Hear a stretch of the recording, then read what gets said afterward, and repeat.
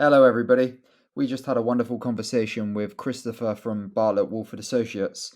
We spoke about a variety of topics. We spoke self-tapes, actor relationships, mental health within the industry, which was a key focus for us, and we really praise Christopher for bringing that up. We spoke about his podcast, Don't Call Us, We'll Call You, which is an incredible idea. So we look forward to tuning into that. What else did we talk about, Matt?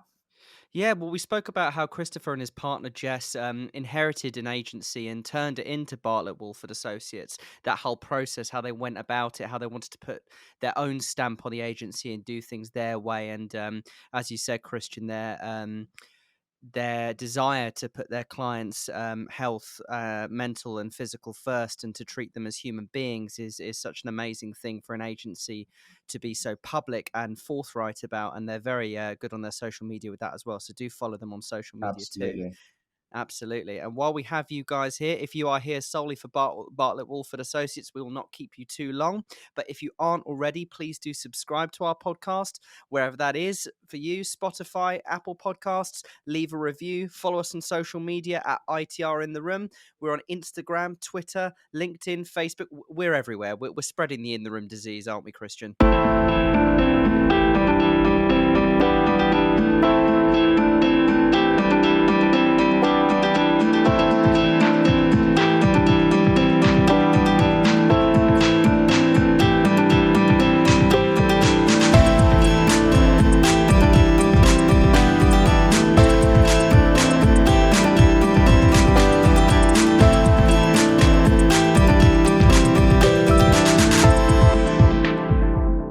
Good evening, Christopher. How are you doing this fine Sunday evening that we are recording this podcast on?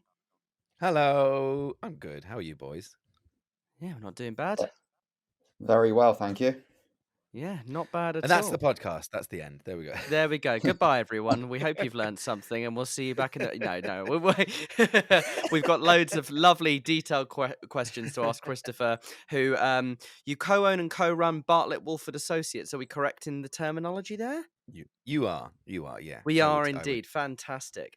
And we've waited ages to get Christopher on the podcast Mate. because we've seen Bartlett Walford. It was the rebrand. Was it Rigmarole Associates before, and it's rebranded. And the Yeah, journey that you guys have been on has been amazing in the last sort of 6 months to 9 months.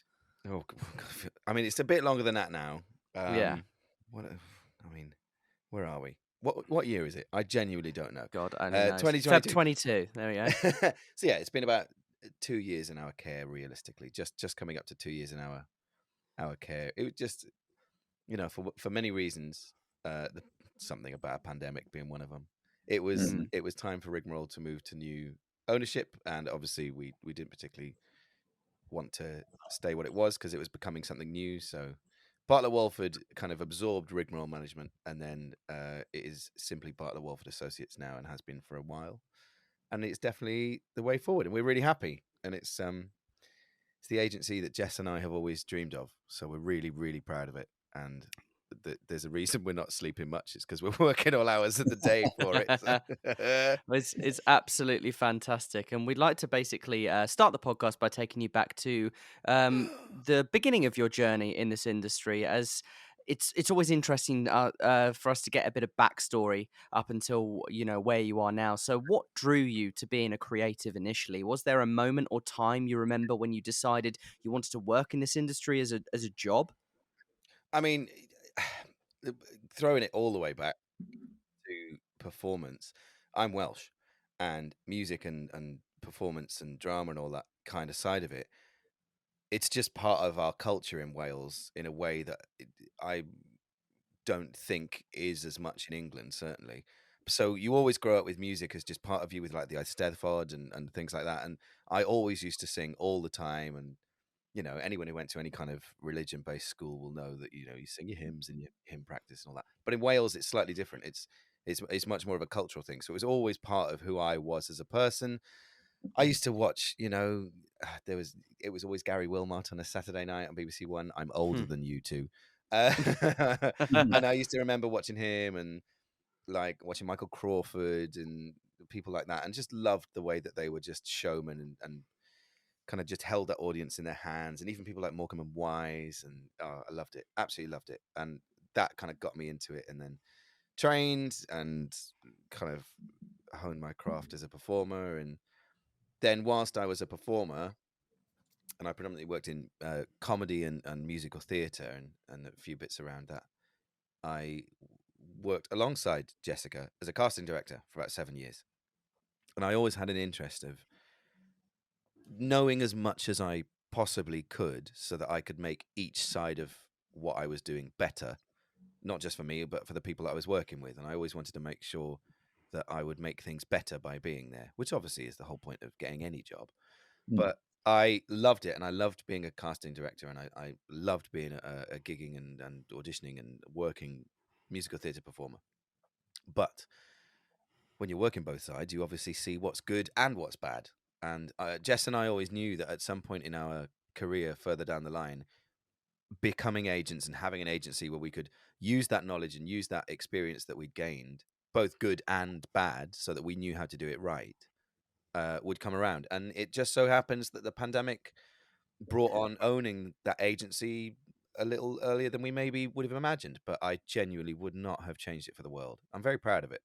It's been an exhausting couple of years, everything everything aside, but yeah, it's been great. So that's kind of why I always wanted to be that side of it, is because it was just about making it better for everybody. And I remember there were a couple of times as a performer when, whether it was my representation or representation I was working with in different contexts, just got it so very, very wrong for the performers. And I remember thinking, yeah, this is something I need to pin. I need to put a pin in it and remember this moment so that I can use it in a better way. Yeah, It was a very rubbish answer, that, wasn't it? I'm not used to being a guest on a podcast, boys. You know that. We've reversed the roles. I know. I feel weird. No, it was really, really interesting, and you touched on a few things that I'd like to just pick up on in terms of your time in casting and time as a performer. And we're often inspired to operate in job roles differently based on roles that we've been in before. How would you say you've been influenced in the way you now operate as an agent from those experiences? I mean, it's pretty direct, really. I mean, it's the way I explain why we're an agent now to people who ask is, I always look at it like a triangle. The performance world is, and certainly getting a job, let's just kind of break it down to a very simple, getting a job is a triangle. You've got one corner with the performers. You've got, sorry, this is very David Brent. You've got the performers, you've got the casting teams, and then you've got the agents in between. And everyone has to work together. So if one part doesn't quite work as well as it is, it's not an easy process. And our side of the industry and as an agent life, it's just communicating between two different channels. A casting team are communicating between agents and performers and producers. Actors and the performers are communicating between their agents and the casting directors, and they meet in the room. So you all have to work together. And it's just making sure that the communication is upfront and upright, and knowing that from the past experiences of when that just utterly failed, just not basically doing the exact opposite of what we saw went wrong. It's a very straightforward process of getting it right. Someone the other day said to me, is it a hard job being an agent at the moment? I said, yeah, it is a really hard job. There's a lot of emotional weight that we get every single day.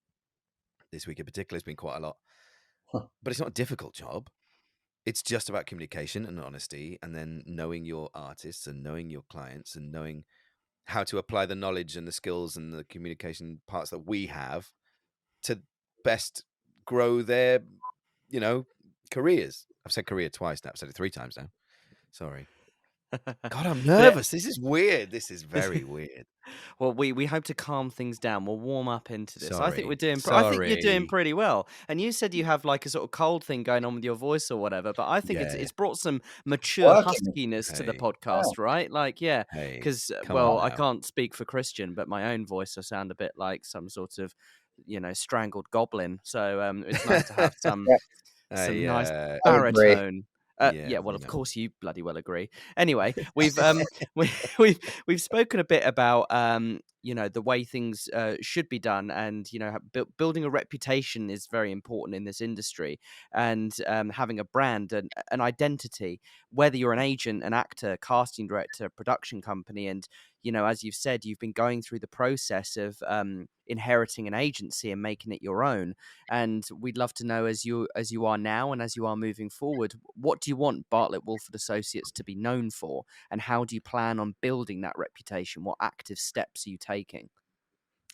That's a really interesting question, and it's funny because excuse me.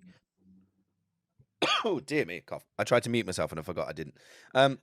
We all we want is for the artists that we represent to be known for being reliable and incredibly talented. Basically, we want to make sure that when somebody opens up a CV of an artist of ours, whether the artist has emailed a casting director to introduce himself, or we've pushed to someone, or we've dropped a casting team a message saying, we've just signed this person, look at them, we really like them, we think you'll really like them.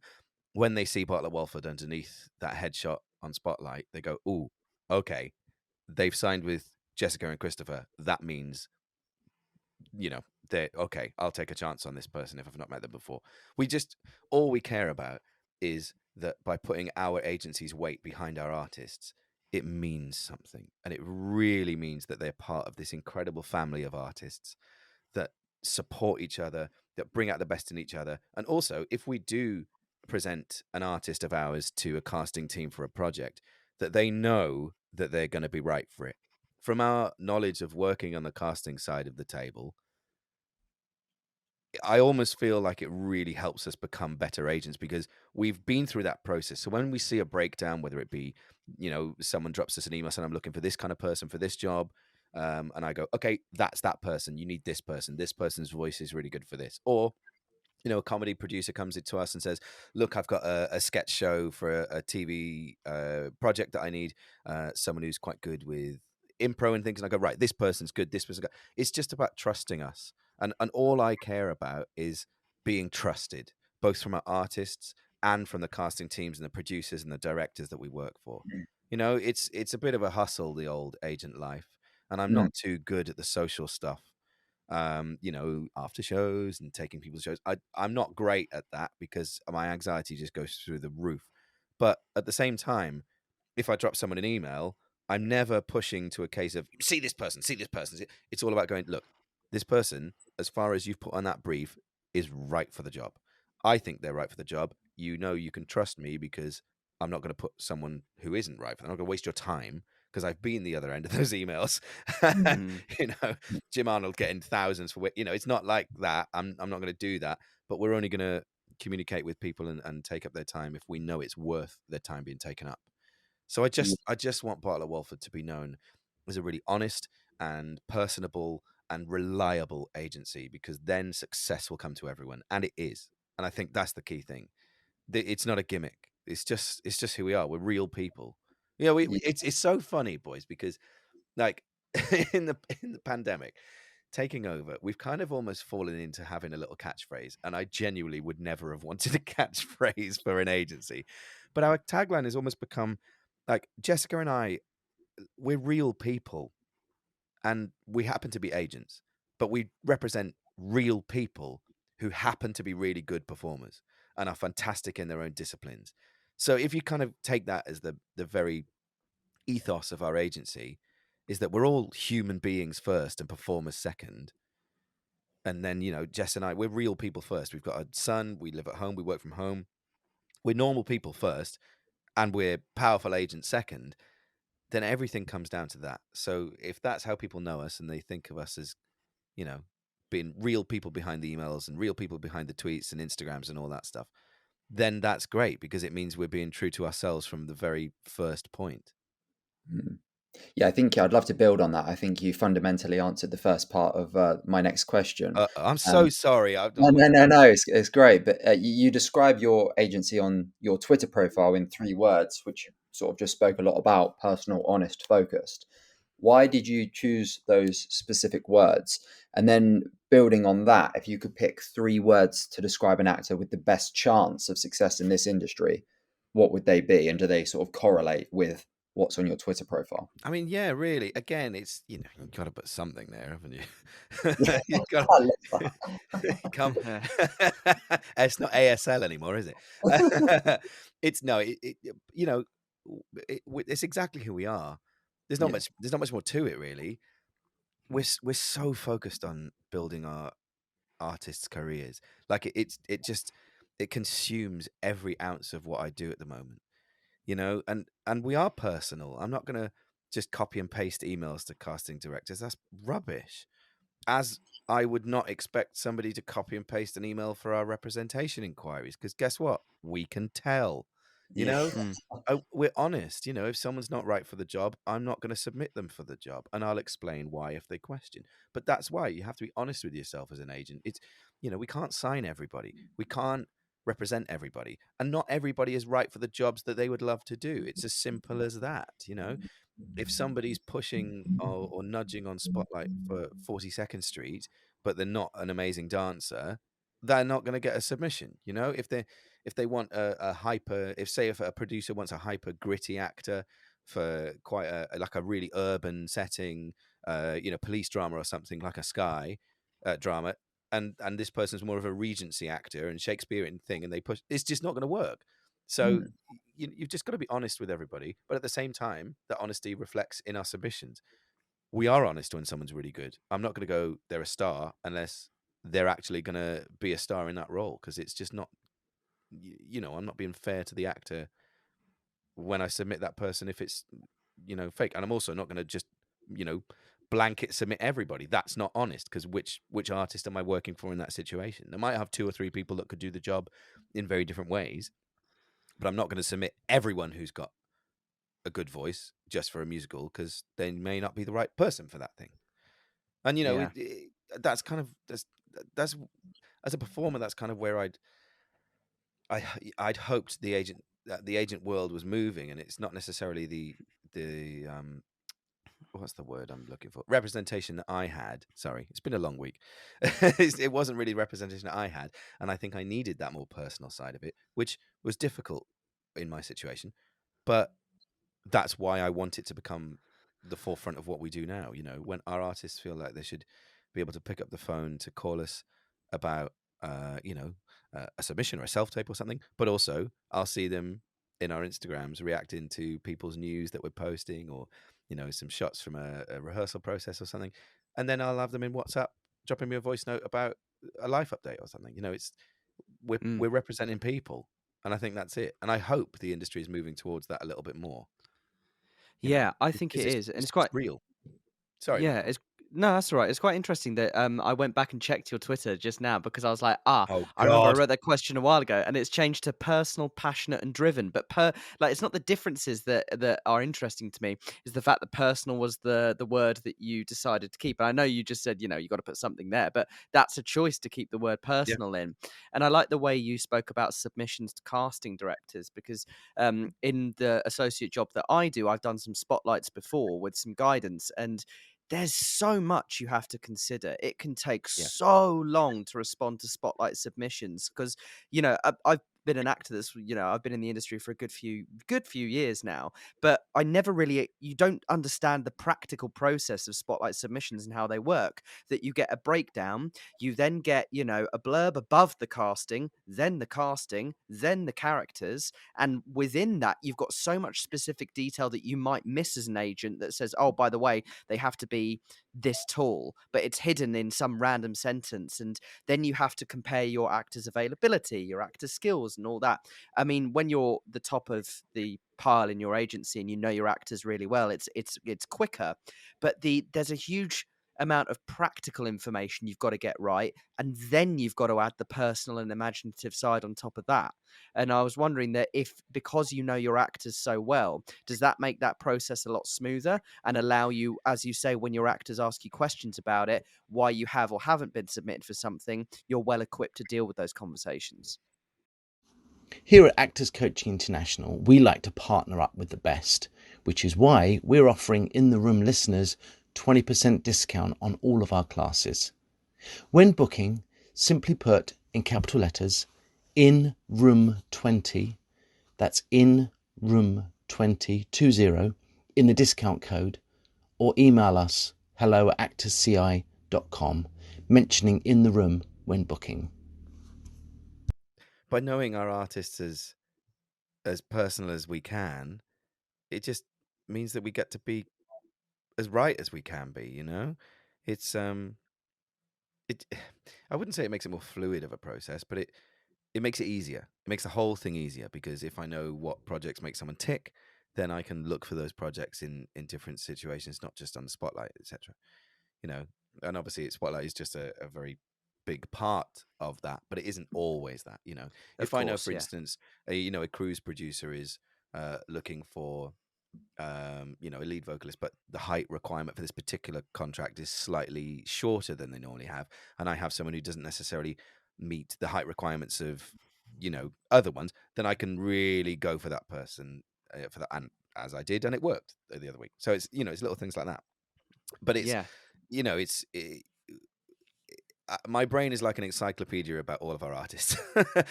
Whether it comes down to knowing that they've got family base in, Northampton for a job there, or knowing whether they're Scottish and they've got a passport that also allows them to work in the European Union and things like that.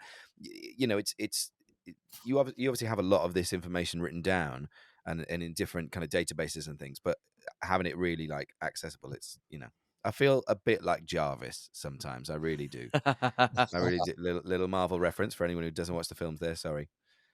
we don't My apologize for geek's people like coming out. that. No. No, I thought you two would be fine. No. But yeah, I love going through submissions. And do you know what? Sometimes you're just not right for the things that are out there. It's just Yeah. fact. There's nothing wrong with that. There's nothing wrong with it being quiet for you for a few, obviously pandemic aside. There's nothing wrong with not having loads and loads of things to be submitted for. Because at the moment, everything is really specific as well. Casting is very down the line. If you're right for the job, you're going to be in for it and you're going to get it. If you're not right for the job, it's going to pass you by, and that is fine. It may sting, but it's fine. And I think too many people put too much pressure on themselves to constantly have to get in the room as it is. But it's fine that you're not in the room sometimes, because that's just the way it is, Yeah. especially at the moment when there's a lot less jobs and there's a lot more people available for the jobs. It's chaos. It's absolute chaos. But the people who are right for the job get the job and get in. So all we can do as agents is make sure that we're presenting our artists in the right formats to the right people to give them the best opportunity to be looked over. And obviously, remember, at the moment, if a submission is able to be made for you, that means casting teams are looking at you. Whether you get in the room or not, it doesn't matter, because you've been seen. And having a job to be submitted for is a win at the moment for me, because Yeah. there's a lot of people who just simply, their parts of the industry are not back up to scratch yet. It's going to be a few months before it comes back. I don't know when this is going out, but it's going to be we're in February at the moment, and it's going to be a fair few months before everything's in a position where we can go crazy again. So Absolutely. Well, I'm just going off topic today. I'm so sorry. we always go off topic. We might as well just ask you some Marvel questions now. If we Hey, can move on to some Marvel stuff. Finally.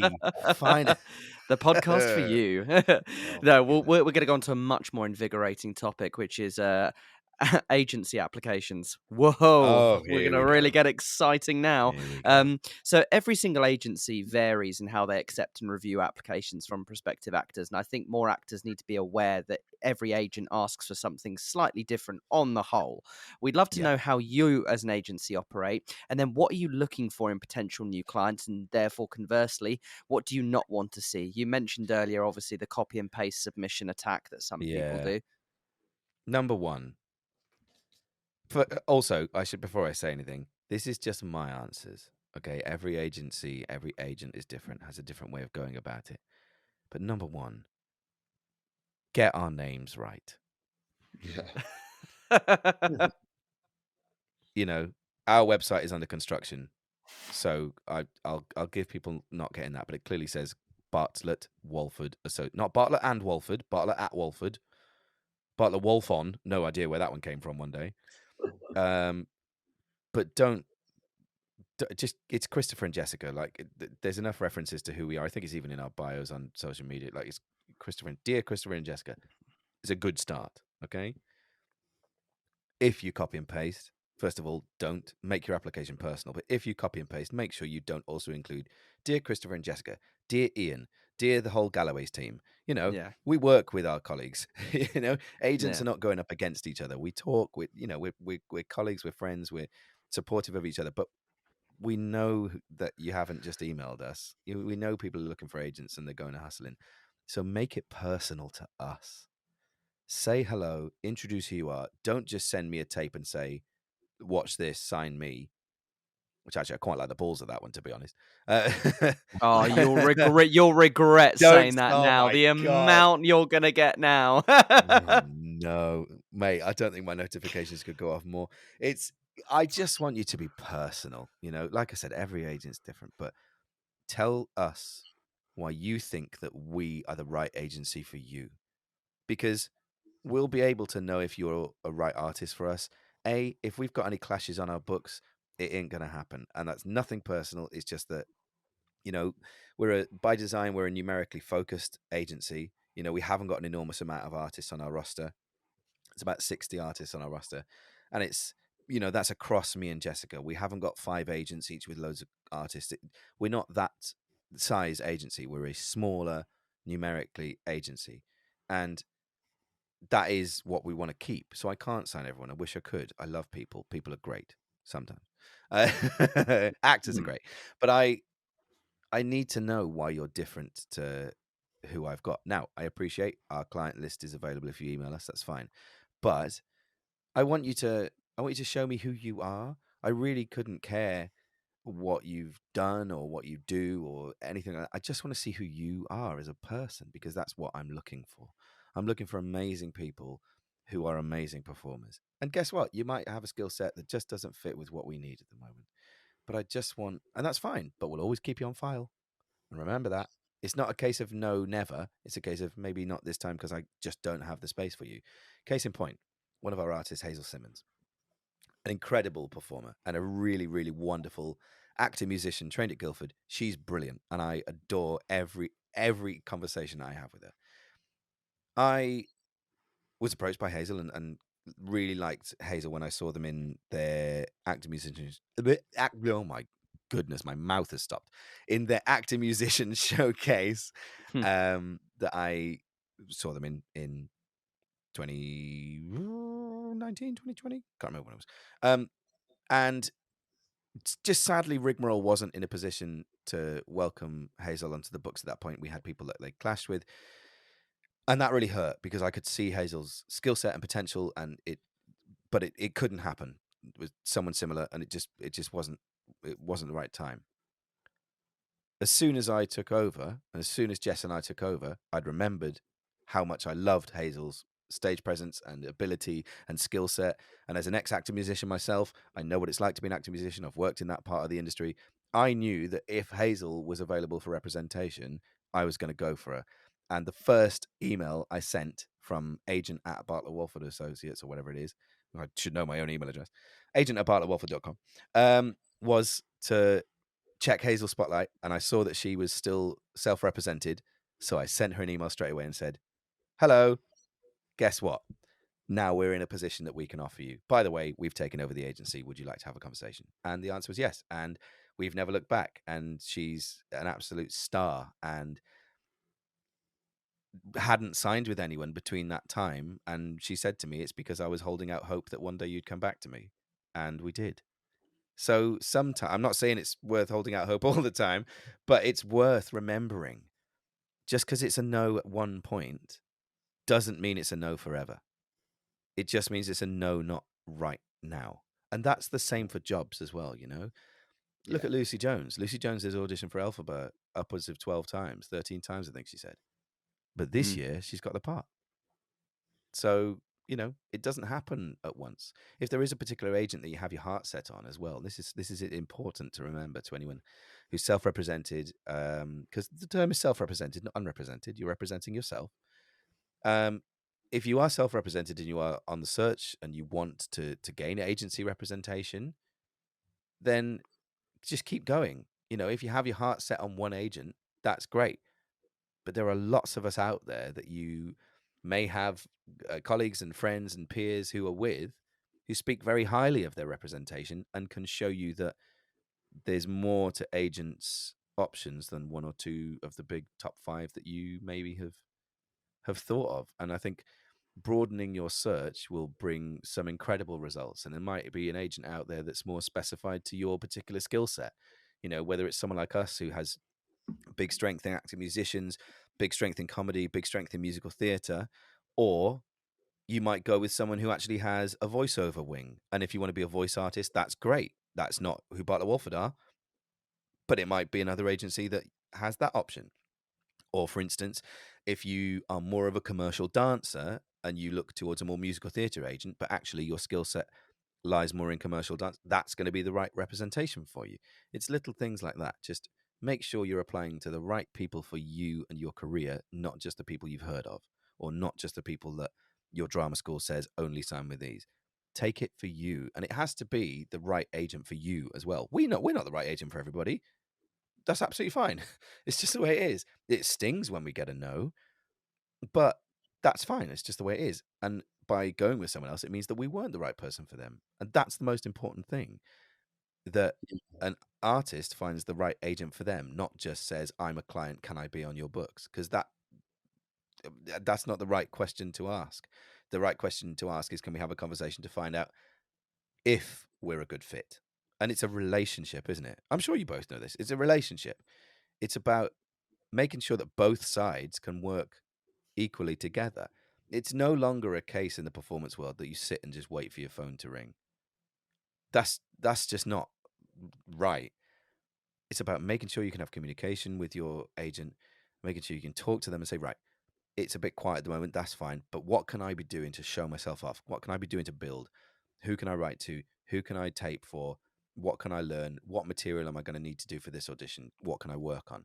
And as long as you're doing that, then the relationship can thrive and can, exponentially grow. So yeah, I'm Yeah. babbling. Oh my goodness me. No, it's fine. Listeners, what you Really? don't know is there's a little time stamp at the top of our recording screen, and it's like I'm just hearing the 24 boop, boop, boop as I go along. Like I can just hear it. Oh dear me, I think the computer's going to blow up at an hour. Never mind. No, that was some really, really great advice. I'm sure very valuable to a lot of listeners. But you touched upon relationships was a big part of what you were saying there. And at times they can be naturally strained when you're working together, whether that's due to an actor not being able to book jobs or an agent not finding ways to get an actor in the room, which isn't necessarily down to the agent. We know that. How should a good agent and actor cooperate in a scenario like this to get castings and the job offers coming through? Conversations, but remember what I said. Please don't put too much pressure on yourself. We're still in a pandemic, whatever the government say otherwise. We're still very much in this. It's difficult out there. It's really, really tough. We're still not where we used to be, and it's still going to take a little bit of time. So please, please don't put too much pressure on yourself to quote unquote succeed. Success shows itself in a variety of different ways right now. Like I said, it's a success, it's a win if you have a job that you can be submitted for. Doesn't matter whether you get in the room or not. If your agent believes that you match it, that's great. If you can match that job and then you get called in or you get tape or whatever, fantastic. But it's not always as easy as that. I think it's, if ever there's a strained relationship as an agent, and I'm in a privileged position that doesn't happen very often with us because everything we do doesn't let it get to that point. But again, it's about the honesty. It's that word honesty coming out again. As long as you're honest with your agent, and if you're feeling a bit down or mental health's a bit much, that's fine. Again, with Bartlett Walford, we can't let it get to that point because we're always conversing with people. Or I hope we are anyway. There's some people who have a slightly more reserved relationship with us, and that's absolutely fine. Not everyone's on WhatsApp 24/7. But if you don't feel like you can talk to your agent about things like that, or just express yourself, or say, look, what can I be doing? Then you have to ask yourself, why can't you have that question? Is it a self-doubt thing, or is there a deeper problem about the relationship between you and your representation that needs addressing in a slightly different way? You should feel like you should be able to drop your agent an email and say, look, can we have a conversation? Are you free for a chat in 20 minutes? Agents are really busy people. There's no denying that. But we should have time to talk to you about any concerns that you might have for your career, because at the end of the day, that's what we're working towards. So I'll always make as much time as possible for our artists, and again, all over the globe. We've got people all over the globe at the moment, so it's not a linear time scale. The time zone trouble. Yeah, I wake up and we recently had someone over in based out of the States on a cruise, and I'd wake up in the middle of the night for a drink of water or a wee or something, and 4:30 voice note. Okay, here we go. But my anxiety means I have to listen to it there and then.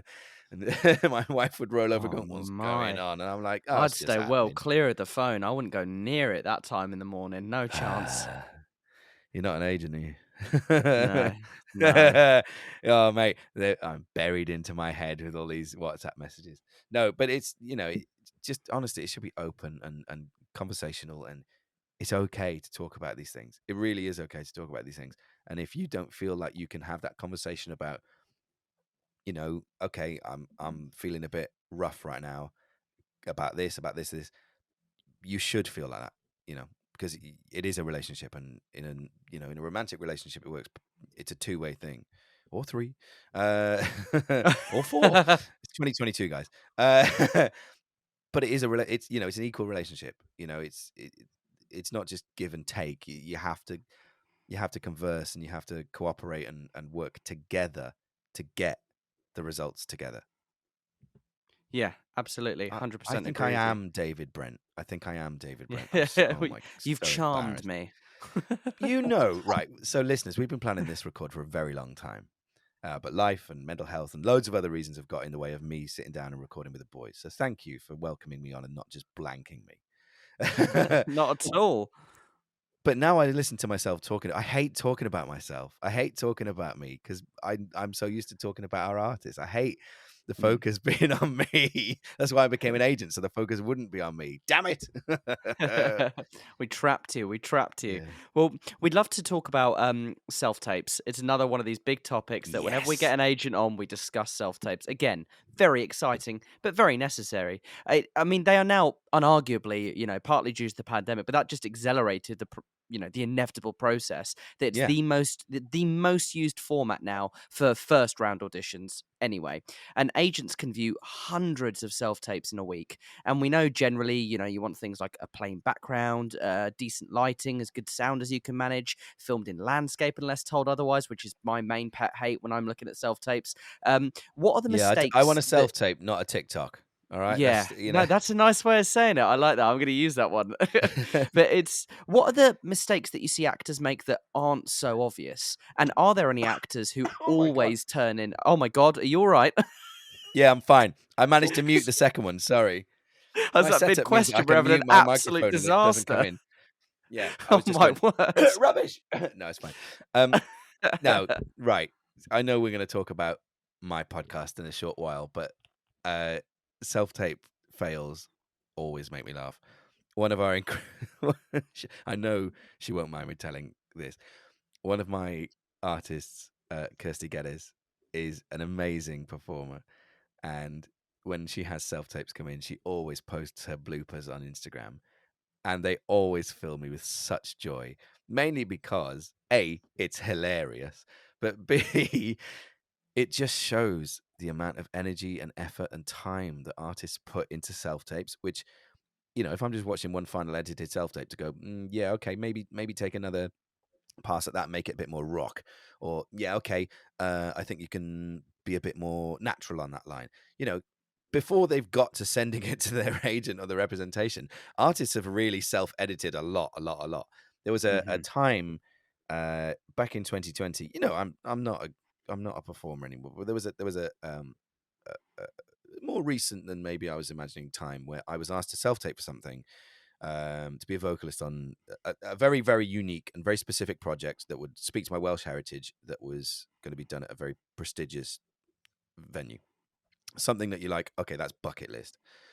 And it was before we'd taken over the agency, so I was maybe still dabbling in performing. And I literally taped for about 5 hours for 90 seconds. And I finished it, and I watched it back, and I went, yeah, that's why I don't want to do performing anymore. Wow. I can't allow myself. I couldn't allow myself to go through that. So every single time I watch a self tape, I'd never take them for granted, and with our artists, and I know many agents are not going to be like this at all, but I welcome our artists WhatsApping over a take saying which one do I do, and then they'll edit it and send it over, and then if we need to edit it any further, then we'll do that. But when it comes to mistakes that are made, it's just it's difficult. Everyone appreciates the pandemic has mean people are, lots of people are in their houses a lot more this time, and no one can afford to do anything. In fact, just a slight side note, there's a very big casting office from New York who cast a lot of productions on cruise ships, and if you know who I'm talking about. They're absolutely wonderful, and they make a point of saying, we do not expect you to hire studio space to do this tape. In your house is fine. All we want to see is that you can do the stuff. We don't care where you film it. We don't care. And case in point, somebody was taping for them from us a few weeks ago, and the only space they could get to do their dances in was at the fire station their father worked at.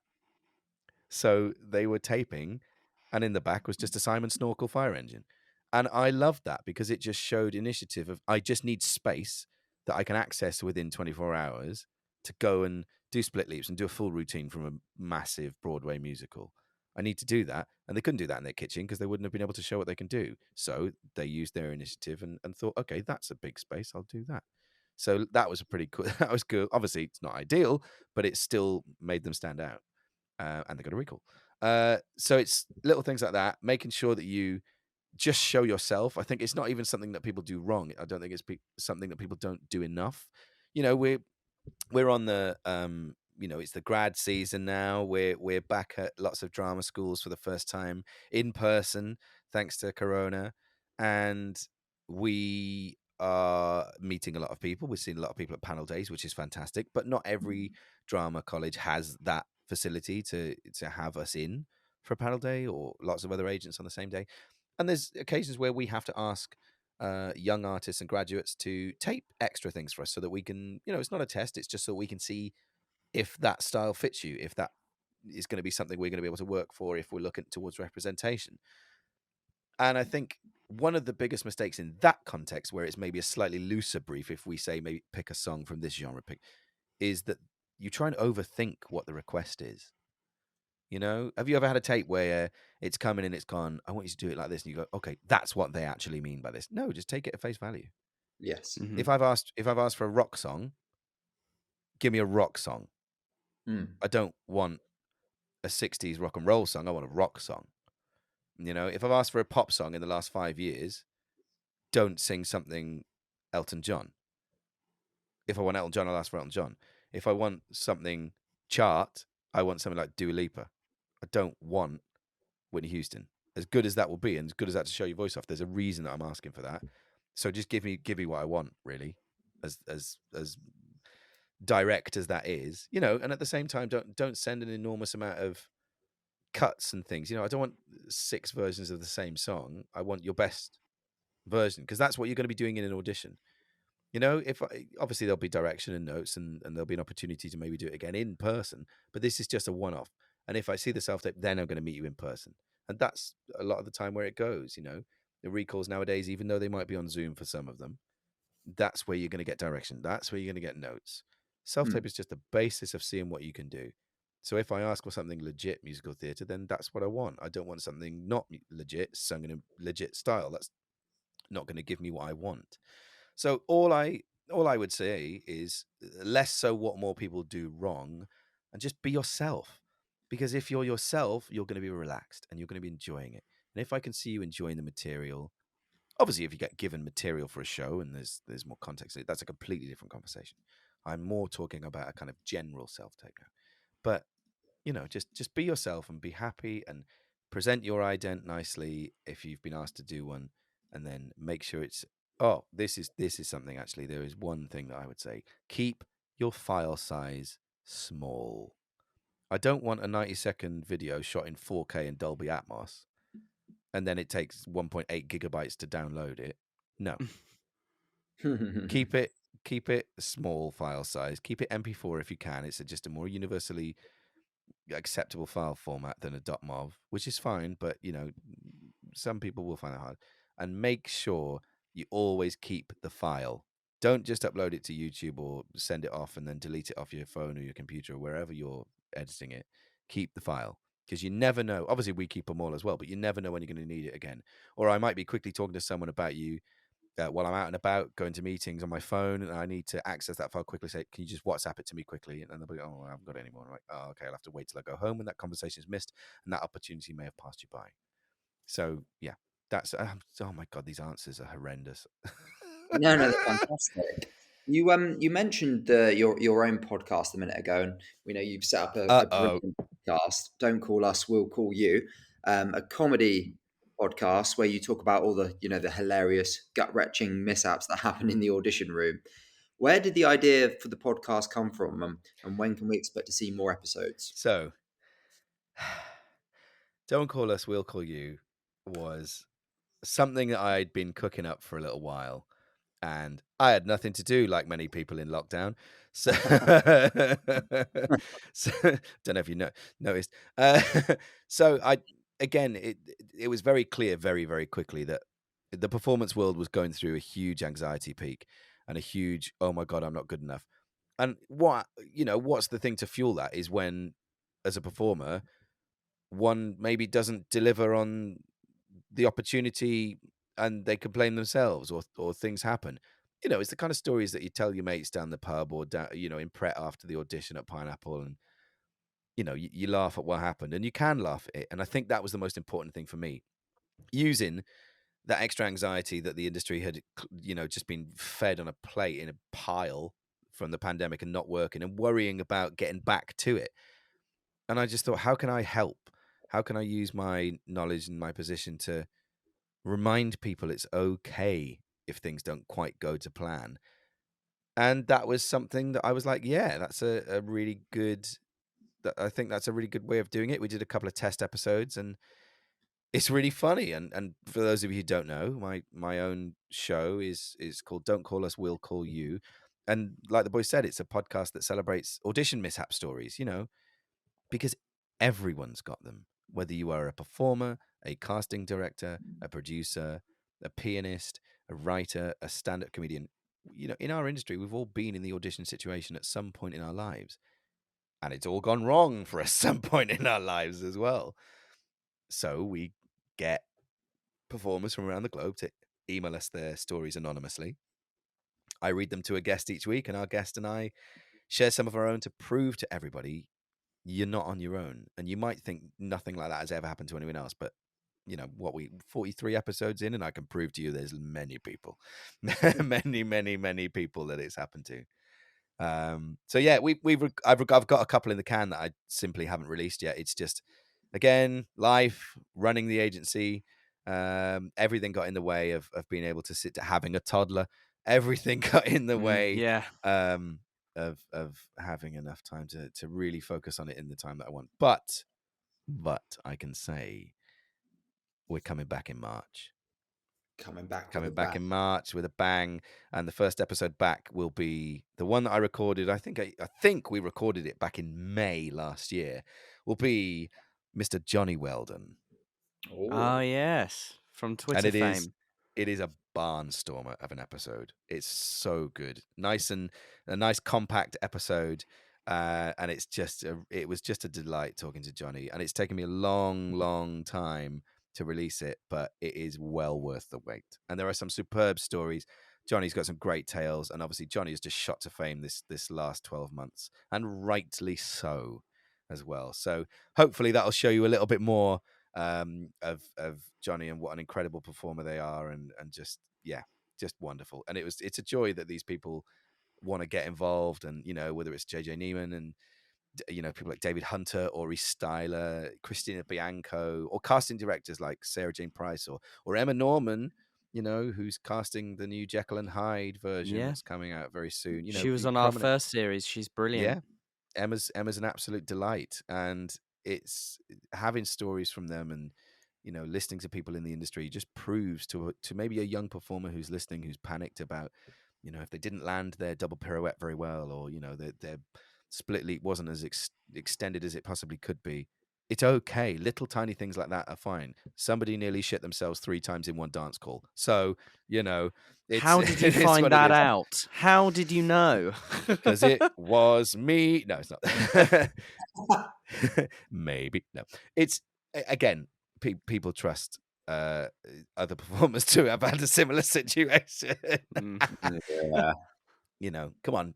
All right. Like, oh, look at this. I'm spinning it. What's your favorite audition story from your careers? Oh my God, that's a hell of a question. Ha! The Christian, tables have turned. Ha, ha, ha, ha. you got anything come to mind, Christian? Oh my word! Now he's bringing out he's hijacked the entire podcast. Have you got one? You've got one, haven't you, Christian? We both said one each in our Christmas special. There's one there, but is that the one you were thinking of there, Christian? It is, yeah. Do you want to hear just it? Yeah, I do want to hear it again because I want to react live to it. Well, I can't sing or dance, so That's not the end of the story, is it? I got called into this audition for a commercial for this Australian finance company. Here we go. This is where they all start. It's the really like out there company branding.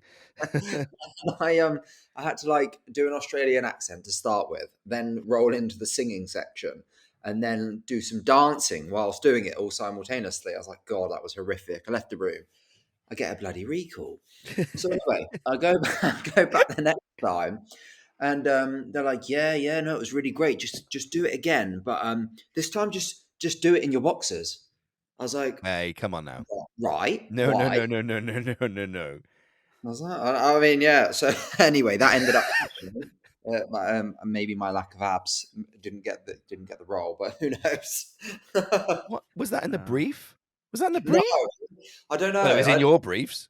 So It was in my brief. Maybe it was just for me to do that. They wanted to see a bit of. We said this on the Christmas podcast that deep down he fucking loves it. He absolutely loves it. That they were like, "Oh, get him in his boxes," even though he didn't get the part. He loves the fact he got perved on. It's weird, and he listen to him. He loves it. Now they've got eyes, mate. They've got eyes. Oh my word! Well, this is gonna this now is descended into chaos. Now, let's be very real about it. And this is one of the reasons I love doing that show. Is we can have a laugh at things and it's funny, but actually that's not cool. That's not appropriate. No, it isn't. No, it's not appropriate at all. Nobody should ever, unless it's maybe we have to see you swim or something, or you have to film yourself swim. Keep your clothes on, guys. As jovial and as silly as that sounds, that's not appropriate, really, unless it's okayed and there's maybe safeguarding purposes have to come in. I've worked with children for a long time, so my safeguarding alarm goes off in my head, But if any of my artists were ever asked to do that, I'd be like, what? Why? What purpose does that prove? Unless it's absolutely integral to something, but not in a first recall of something. It seems a bit silly. It made no sense. So yeah, I mean, probably looking back, I should have, but I was early out of drama school. Exactly. This is it. And this is again one of the reasons that we do it, is because I want to use my knowledge and use the people that I welcome onto our show's knowledge of just making it a bit safer and a bit more enjoyable experience for everybody. And actually, things do go wrong, and things are really funny in the moment. And if you balls up an audition, we're not going to hold it against you if we're on a casting panel or an agent's panel or whatever. We're going to have a giggle and throw it away. It's fine. Unless you absolutely offend someone and you do something horrendous. There are many stories. You're a normal person. It comes back to what we were saying about even Bartlett Walford. We're normal people and performers. You are a normal person. You're a real person. And things go wrong. It's okay. And it's okay to laugh at them, because it is like therapy. And Lord knows we all need therapy after this last 2 years. So it's absolutely. Well, if you want an audition failure story based on looks, a bit like Christian's, then I've got one that'll take about 30 seconds to tell you about. Was an audition at a major London opera venue. You may guess which one that is.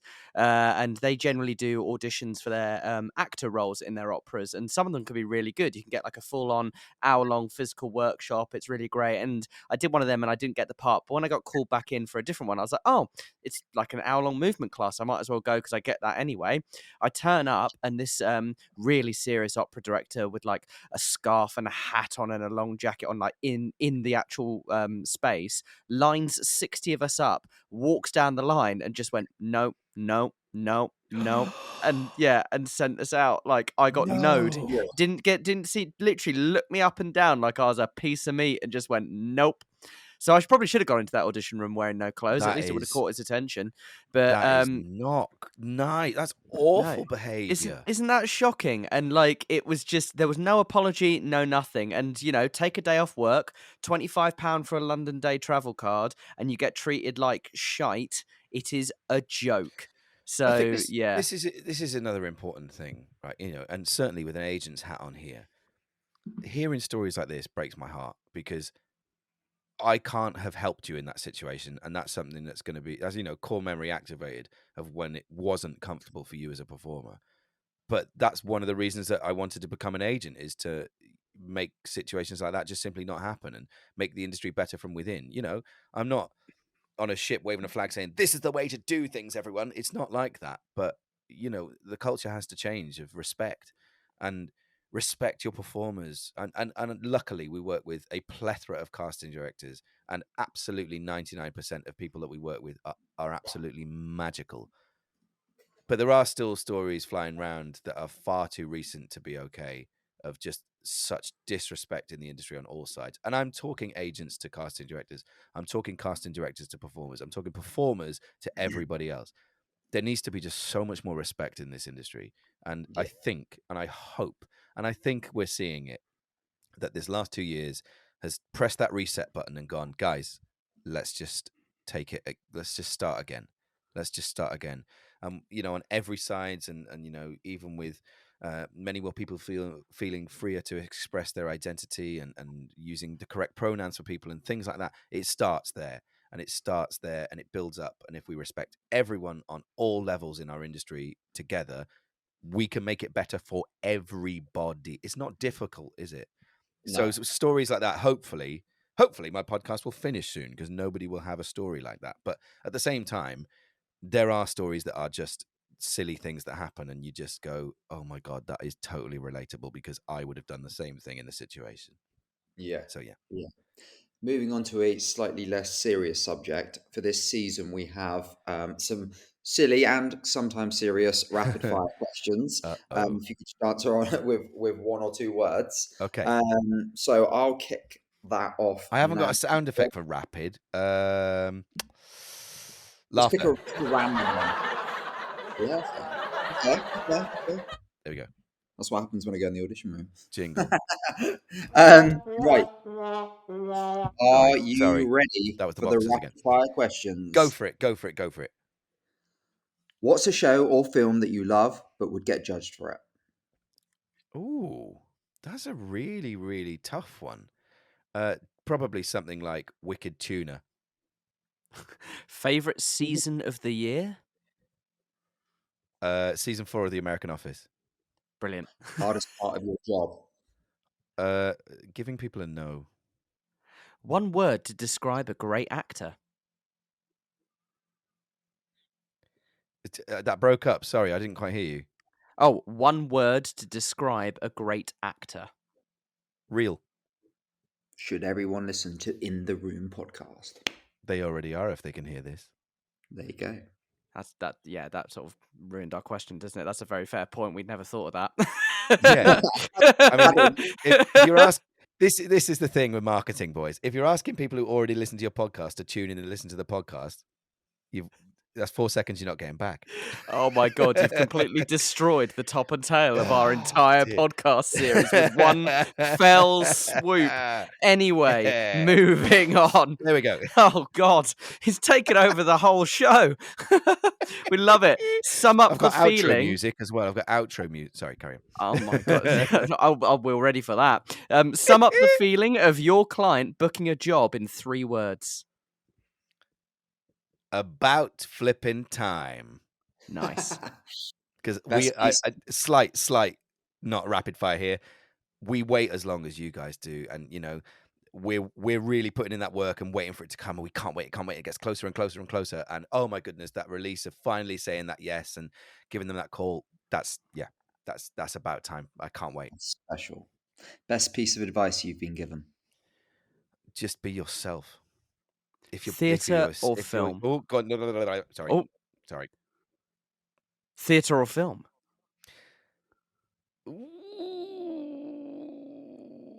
Theatre. There's nothing like it. If you could say one thing to an actor at the start of any audition to do or remember, what would it be? Remember the people that are in the room with you. Who's your biggest inspiration in life? Oh my word, that's a biggie. I don't. Oh dear. I don't know myself. No, it's not. Probably, honestly, my son. Lovely. That's a really lovely way to wrap up the episode, Christopher. Thank you so much for spending your Sunday evening with us. You said how busy you've been this week, and that actually sitting down to record this podcast was the first time you sat down this entire weekend. I'm not even kidding. I've been dealing with flights and visas and failed PCR tests, and it's been a hell of a week, chaps. Craziness. But 2.5 weeks so in, much. finally it's bitten me on the bum. But yeah, thank you, boys. I love your show. You know I love your show. Big props to you for doing this. And everyone who's not listening should pretend they've not heard this. And well, they haven't heard this if they're not listening, but they should listen. So everyone who's listening, make sure you tag 3 people and do all that stuff. Like and subscribe. No, thank you, boys. I don't really like talking about myself, and I have rambled, so I'm sorry about that. But after a year of waiting, we did it. We did it. Amazing. Thank you so much, Christopher. Enjoy the rest of your weekend.